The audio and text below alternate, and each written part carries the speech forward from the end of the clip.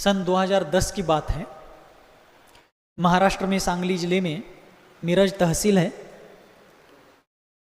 और वहाँ मिरज में ही शांतिनाथ दिगंबर जैन मंदिर पाटिल हौद मंदिर कहलाता है।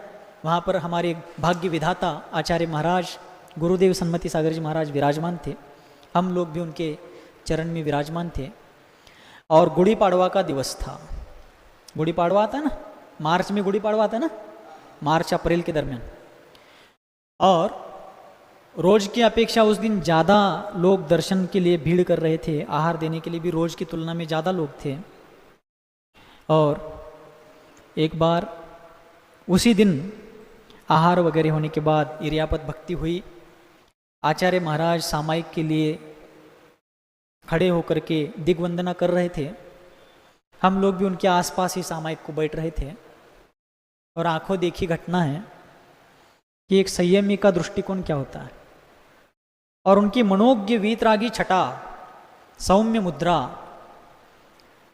जो मानो बिना बोले ही मोक्ष मार्ग का उपदेश देती थी। ऐसे आचार्य महाराज पूर्व दिशा की ओर खड़े रह करके कायोत्सर्ग करते हुए ध्यान मुद्रा में थे। और कायोत्सर्ग पूर्ण होते ही सिद्ध भक्ति पढ़ रहे थे।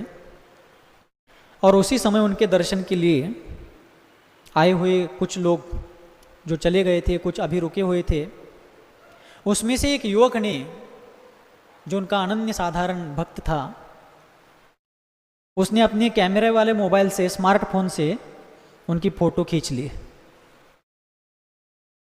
और फोटो खींचते हुए आचार्य महाराज का ध्यान गया उधर, फ्लैश पड़ गया। उन्होंने सिद्ध भक्ति पढ़ करके नीचे बैठकर गवासन पूर्वक पूर्व दिग्वंदना पूर्व दिशा में करी और उठकर दक्षिण दिशा की ओर मुड़ते हुए उस युवक से कहा, देखो साधु का चित्र, फोटो यानी चित्र, साधु का चित्र लेने से नहीं, साधु का चरित्र अपने जीवन में अंगीकार करो, उसी से तुम्हारा उद्धार होगा। ये चित्र लेने से क्या होगा? चित्र तो उस यंत्र में रहा जाएगा। चारित्र को हृदय में लाओ। छोटी सी घटना थी, लेकिन ऐसा उपदेश दिया, हमारे सामने की घटना है। तो संयमियों का जीवन ऐसा होता है, संयम की राह चलो, राही बनना ही तो ही राह बनना होता है।